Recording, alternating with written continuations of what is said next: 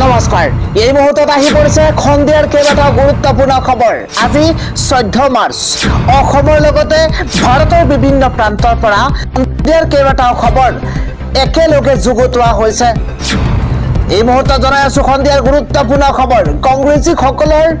মগজুৰ তলা যত বন্ধ হৈ যায় তাৰ পৰাই আমাৰ কাম আৰম্ভ হয় পুনৰবাৰ জনাইছো মন্তব্য কৰিছে প্ৰধানমন্ত্ৰী নৰেন্দ্ৰ মোদীয়ে কৈছে যে কংগ্ৰেছীসকলৰ মগজুৰ তলা যত বন্ধ হৈ যায় তাৰ পৰাই আমাৰ কাম আৰম্ভ হয় আন এটা খবৰ হৈছে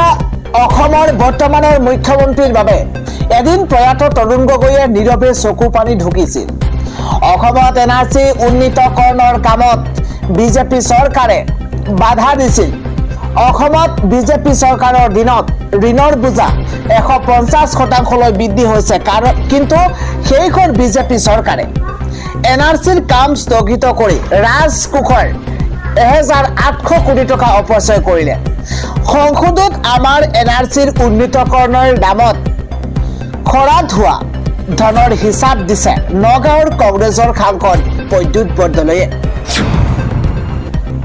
পৰৱৰ্তী খবৰটো হৈছে একাধিক কাৰ্যসূচীৰে কেন্দ্ৰীয় গৃহমন্ত্ৰী অমিত শ্বাহৰ পুনৰ অসম ভ্ৰমণ আজি পুনৰ অসম ভ্ৰমণলৈ আহিব কেন্দ্ৰীয় গৃহমন্ত্ৰী অমিত শ্বাহ বিয়লি 8 বজাত গুৱাহাটী বিমানবন্দৰত গুৱাহাটীত উপস্থিত হ'ব কেন্দ্ৰীয় গৃহমন্ত্ৰী অমিত শ্বাহ আজি পুনৰ অসম ভ্ৰমণলৈ আহিব কেন্দ্ৰীয় গৃহমন্ত্ৰী অমিত শ্বাহ বিয়লি প্ৰায় 4 বজাত গুৱাহাটীত উপস্থিত হ'ব কেন্দ্ৰীয় গৃহমন্ত্ৰী গৰাকী ইফালে একে সময়তে গুৱাহাটীত উপস্থিত হ'ব তেজস্বী সূৰ্য বিজেপিৰ যুৱ সংগঠন ভাৰতীয় জনতা যুৱ মৰ্চাৰ ৰাষ্ট্ৰীয় সভাপতি গৰাকীয়ে কাইলৈ অনুষ্ঠিত হ'বলগীয়া যুৱ সন্মিলনত অংশগ্ৰহণ কৰিব খানাপাৰা পশু চিকিৎসা মহাবিদ্যালয় খেলপথাৰত অনুষ্ঠিত হ'বলগীয়া এই যুৱ সন্মিলনত কেন্দ্ৰীয় গৃহমন্ত্ৰী গৰাকীয়েও অংশগ্ৰহণ কৰিব ইফালে কাইলৈ দুপৰীয়া 12 বজাত গুৱাহাটীত প্ৰস্তাৱিত প্ৰাগজ্যোতিষ মেডিকেল কলেজৰ শিলান্যাস কৰিব কেন্দ্ৰীয় গৃহমন্ত্ৰী অমিত শ্বাহে এই অনুষ্ঠানত ৰাজ্য চৰকাৰৰ বহু শীৰ্ষ নেতাও উপস্থিত থাকিব বুলিও জানিব পৰা গৈছে নিৰ্বাচনৰ প্ৰাকখনত অমিত শ্বাহৰ অসম আগমনে ব্যাপক চৰ্চা লাভ কৰিছে জনাই আছো পৰৱৰ্তী খবৰ ৰাজ্যত প্ৰবল বৰষুণ আৰু বজ্ৰপাতৰ সম্ভাৱনা আছে আগন্তুক 3 ঘণ্টাৰ ভিতৰতেই অসমৰ বহু অংশত প্ৰবল বৰষুণ হোৱাৰ সম্ভাৱনা আছে বুলি এইদৰে সতৰ্কবাণী জাৰি কৰিছে আঞ্চলিক বতৰ বিজ্ঞান কেন্দ্ৰই আগন্তুক 3 ঘণ্টাৰ ভিতৰতে অসমৰ বহু অংশত প্ৰবল বৰষুণ হোৱাৰ সম্ভাৱনা আছে বুলি সতৰ্কবাণী জাৰি কৰিছে আঞ্চলিক বতৰ বিজ্ঞান কেন্দ্ৰই কালিৰ তুলনাত আজি বৰষুণৰ পৰিমাণ বৃদ্ধি পাব বুলি ইতিমধ্যে জানিব পৰা গৈছে বতৰ বিজ্ঞান বিভাগে জনোৱা মতে ৰাজ্যৰ কেইবাটাও অঞ্চলত মুখলধাৰ বৰষুণৰ লগতে বজ্ৰপাতৰো সম্ভাৱনা আছে এই পৰিস্থিতিৰ প্ৰতি লক্ষ্য ৰাখি অসমৰ মুঠ 27খন জিলাত ইতিমধ্যে অৰেঞ্জ এলাৰ্ট জাৰি কৰা হৈছে ইফালে বতৰ বিজ্ঞান কেন্দ্ৰই সাধাৰণ জনতাক অপ্ৰয়োজনীয় ভ্ৰমণ পৰিহাৰ কৰাৰ লগতে বিজুলী ঢেৰেকনিৰ সময়ত নিৰাপদ ঠাইত থকাৰ পৰামৰ্শ আগবঢ়াইছে লগতে গছ-গছনি বা বিদ্যুতৰ খুঁটাৰ তলত আশ্ৰয় নলবলৈ জনতাক সতৰ্কতা জাৰি কৰিছে ইফালে বতৰ বিজ্ঞান কেন্দ্ৰৰ মতে আগন্তুক 4 দিনলৈ বতৰে কাল ৰূপ ধাৰণ কৰাৰ পূৰ্ণ সম্ভাৱনা আছে উজনিৰ পৰা নামনিলৈ বতৰে লৈছে ইতিমধ্যে কাল ৰূপ নিশাৰে পৰা মুখলধাৰ বৰষুণ হৈছে জিলাই নিশাৰে পৰা জিলাই আৰম্ভ হৈছে মুখলধাৰ বৃষ্টিপাত ইফালে 17 মাৰ্চলৈকে ৰাজ্যত অব্যাহত থাকিব নেৰানেপেৰা বৰষুণ জিলাই ধুমুহা বজ্ৰপাতৰ হাই এলাৰ্ট জাৰি কৰিছে বতৰ বিজ্ঞান কেন্দ্ৰই আন এটা খবৰ হৈছে ৰাজ্যত ভয়ংকৰ বাছ দুৰ্ঘটনা তাতে 4 জন লোকৰ মৃত্যু হৈছে আৰু আন বহুতো আহত হৈছে বুলি জানিব পৰা গৈছে এই মুহূৰ্তৰ ডাঙৰ খবৰ পুৱাই ৰাজ্য কঁপাই যোৱা ভয়ংকৰ বাছ দুৰ্ঘটনা সংঘটিত হৈছে য'ত 4 গৰাকীকৈ লোকৰ মৃত্যু হৈছে ভয়ংকৰ পথ দুৰ্ঘটনাত শিশুসহ 10 গৰাকী আহত হৈছে দুৰ্ঘটনাত ভয়ংকৰ দুৰ্ঘটনা তাতে মৃত্যু হৈছে 4 গৰাকীকৈ লোকৰ নিয়ন্ত্ৰণ হেৰুৱাই প্ৰকাণ্ড গছত খুন্দা মাৰিছে যাত্ৰীবাহী বাছে আৰু তাৰ পাছতে এক ভয়ংকৰ শিহৰণকাৰী পথ দুৰ্ঘটনা বোকাজানৰ লক্ষীজানত এই ভয়ংকৰ দুৰ্ঘটনা সংঘটিত হৈছে বুলি জানিব পৰা গৈছে পুৱতি নিশা 3:30 বজাত এই শোকাবহ ঘটনা জনাই আছো আন এটা ডাঙৰ খবৰ মুখ্যমন্ত্ৰী হিমন্ত বিশ্ব শৰ্মাৰ হৈ কাম কৰিছে কংগ্ৰেছে গৌৰৱ গগৈৰ কাষত থকা সকলো হিমন্ত বিশ্ব শৰ্মাৰ এজেণ্ট অসমৰ জনতাই কংগ্ৰেছক এইবাৰ ভোট নিদিয়ে সংখ্যালঘু এলেকাত কেৱল 1-2টা সমষ্টিতহে জয়ী হ'ব কংগ্ৰেছ দলগাঁৱৰ বিধায়ক মুজিবুৰ ৰহমানে এইদৰে বিস্ফোৰক অভিযোগ উত্থাপন কৰিছে পৰৱৰ্তী খবৰটো হৈছে অহা 1 এপ্ৰিলৰ পৰা পুনৰ বৃদ্ধি পাব টোল টেক্স বৃদ্ধি পাব বাণিজ্যিক বাহনৰ ভাড়া ডাঙৰ খবৰ ৰাজ্যবাসীলৈ এটা বেয়া খবৰ ৰাষ্ট্ৰীয় ঘাইপথেৰে অহা যোৱা কৰাসকল এতিয়া সাৱধান হওক কিয়নো ৰাষ্ট্ৰীয় ঘাইপথেৰে অহা যোৱা কৰা সহজ নহ'ব এতিয়াৰ পৰা কিয়নো এতিয়া টোল টেক্স বৃদ্ধি কৰা হৈছে ভৰিব লাগিব আৰু অধিক আপুনি মাচুল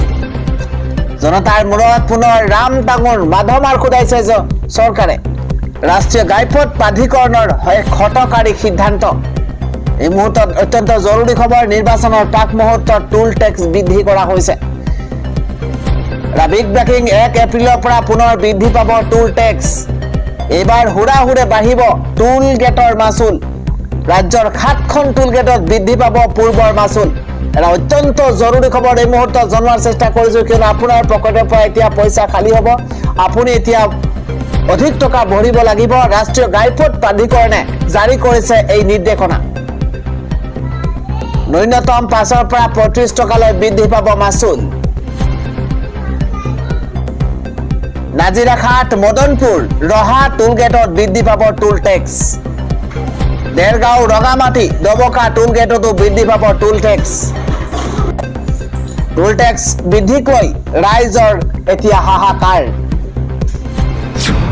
জনাইছো পৰৱৰ্তী খবৰ প্ৰতিকূল বতৰৰ মাজতে ৰাজ্যত সৰ্ববৃহৎ উচ্ছেদ অভিযান ইফালে পবিত্ৰ ৰমজান মাহ আৰু তাৰ মাজতে প্ৰতিকূল বতৰৰ মাজতেই ৰাজ্যত আৰম্ভ হৈছে এই মুহূৰ্তত উচ্ছেদ অভিযান এই মুহূৰ্তত এটা বিগ ব্ৰেকিং নিউজ ডাঙৰ খবৰ প্ৰতিকূল বতৰৰ মাজতে ৰাজ্যত সৰ্ববৃহৎ উচ্ছেদ অভিযান চলাইছে চৰকাৰে উচ্ছেদৰ বাবে সাজু হৈ পৰিছে খাৰী খাৰী বুলডোজাৰ এস্কেভেটৰ প্ৰায় 5 শতাধিক পৰিয়ালৰ চলিব প্ৰশাসনৰ উচ্ছেদ অভিযান পলাশবাৰীত সৰ্ববৃহৎ উচ্ছেদৰ বাবে সাজু হৈ পৰিছে প্ৰশাসন এটা বিগ ব্ৰেকিং উচ্ছেদক লৈ কটকটীয়া নিৰাপত্তা আৰক্ষী আৰু অৰ্ধসামৰিক বাহিনী তালি টোপোলা বান্ধি পেলাইছে বেদখলকাৰীয়ে এটা জৰুৰী খবৰ প্ৰতিকূল বতৰৰ মাজতে ৰাজ্যত আৰম্ভ হৈছে সৰ্ববৃহৎ উচ্ছেদ অভিযান পৰৱৰ্তী খবৰটো হৈছে উকা হৈ পৰিছে অসমখন জুবিন গাৰ্গ অবিহনে মুছলমান সমাজে নাপাতে ঈদ এই মুহূৰ্তত এক বেদনাদায়ক খবৰ জনোৱাৰ চেষ্টা কৰিছো প্ৰতি বছৰৰ দৰে এইবাৰ নাই আমাৰ মাজত হাৰ্ট থ্ৰব জুবিন গাৰ্গ ৰমজান মাহতেই ঈদক লৈ ডাঙৰ সিদ্ধান্ত গ্ৰহণ কৰিছে এইসকল মুছলমান ৰাইজে কিয়নো ঈদ উদযাপনৰ পৰা বিৰত থাকিব মুছলমান সমাজ পানৰ শিল্পীগৰাকীৰ বাবে কিমান মৰম আৰু ভাল পোৱা আপুনি এবাৰ অনুমান কৰক জুবিন গাৰ্গক হেৰুৱাই এই সিদ্ধান্ত গ্ৰহণ কৰিছে মুছলমানে পূৰ্বৰ দৰেই আনন্দ উল্লাসত পালন নকৰে এইবাৰৰ ঈদ কেৱল 2 ৰাকাত ৱাজিব নামাজ আদায় কৰি পালন কৰিব ঈদ কোনো আলোকসজ্জা বা কোনো মনোৰঞ্জন ধৰ্মী অনুষ্ঠান নাপাতে এইবাৰৰ ঈদত কেৱল মাত্ৰ 2 ৰাকাত নামাজ আদায় কৰিব কিয়নো জুবিনবিহীন এইবাৰৰ ঈদ যেন উকা লাগিছে প্ৰাণৰ শিল্পীগৰাকীৰ আত্মাৰ প্ৰতি শ্ৰদ্ধা জনাই এই ডাঙৰ সিদ্ধান্ত গ্ৰহণ কৰা হৈছে শিৱসাগৰৰ ষ্টেচন চাৰিআলি যুৱ জামাতৰ বৃহৎ সিদ্ধান্ত ৰমজান মাহতেই ঈদক লৈ ডাঙৰ সিদ্ধান্ত গ্ৰহণ কৰিছে মুছলমান সমাজে জনাইছো পৰৱৰ্তী খবৰ পলিটিকেল ডাঙৰ আপডেট কংগ্ৰেছ হৈছে বিশ্বাসঘাতক ক্ষমা কৰিব ৰাইজ আমি নোৱাৰিলো এই মন্তব্য কৰিছে অখিল গগৈয়ে পুনৰবাৰ জনাইছো অখিল গগৈয়ে কৈছে কংগ্ৰেছ হৈছে এটা বিশ্বাসঘাতক ক্ষমা কৰিব ৰাইজ আমি নোৱাৰিলো মন্তব্য অখিলৰ এই মুহূৰ্তত এটা পলিটিকেল ডাঙৰ খবৰ মিত্ৰতা ভংগ কংগ্ৰেছ আৰু ৰাইজৰ দলৰ কংগ্ৰেছক বিশ্বাসঘাতক আখ্যা দিছে এইবাৰ বিধায়ক অখিল গগৈয়ে কেৱল সিমানেই নহয় কংগ্ৰেছক বিশ্বাসঘাতক আখ্যা দিয়াৰ লগতে পূৰ্বে প্ৰতিশ্ৰুতি প্ৰদান কৰি পূৰণ নকৰিলে কংগ্ৰেছে প্ৰতিশ্ৰুতি দিছিলে কিন্তু প্ৰতিশ্ৰুতি পূৰণ নকৰিলে কংগ্ৰেছে মন্তব্য কৰিছে অখিল গগৈয়ে 13 মাৰ্চত ৰঙা নদী দলগাঁও এৰি দিম বুলি কৈ পাভলুটি মাৰিছে 2021ৰ দৰে 26তো লুটি বাগৰা কংগ্ৰেছৰ বিৰুদ্ধে বিস্ফোৰক অভিযোগ তুলি এই ঘোষণা কৰিছে বিধায়ক অখিল গগৈয়ে বাৰম্বাৰ আলোচনাৰ পাছতো 15টা সমষ্টি এৰি দিয়াত অমান্তি কংগ্ৰেছৰ মাত্ৰ 4টা সমষ্টিহে পোনপটীয়াকৈ এৰি দিবলৈ মান্তি হৈছে কংগ্ৰেছ 5টা সমষ্টি ৰাইজৰ দলক জাপি দিয়াৰ চেষ্টা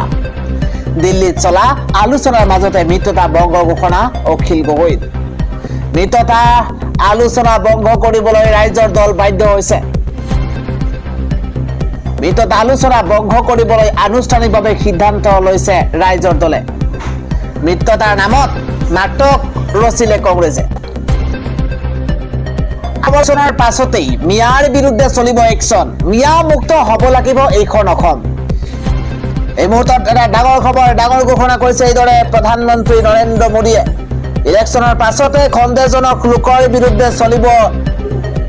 একশন ডাঙৰ ঘোষণা কৰিছে প্ৰধানমন্ত্ৰী নৰেন্দ্ৰ মোদীয়ে কৈছে যে অসমত ব্যাপক ৰূপত সলনি হৈছে জনগাঁথনি